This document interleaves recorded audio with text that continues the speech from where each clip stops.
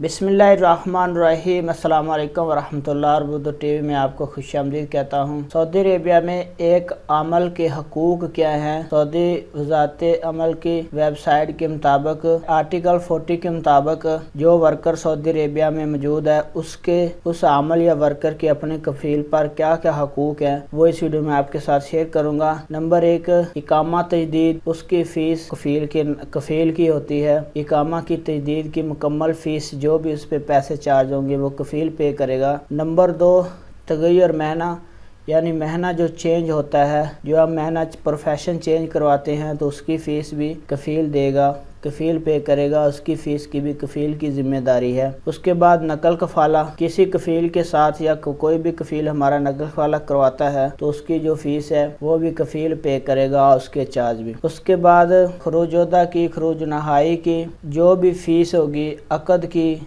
वो सारी फ़ीसें जो है वो भी कफील पे करेगा। तो ये सऊदी अरेबिया में जो मकतब अमल है, सऊदी वज़ारत ह्यूमन रिसोर्सेज, जो आर्टिकल 40 है उसके मुताबिक जो गैर मुल्की वर्कर के हकूक़ हैं अमल के, वो आपके साथ शेयर कर रहा था।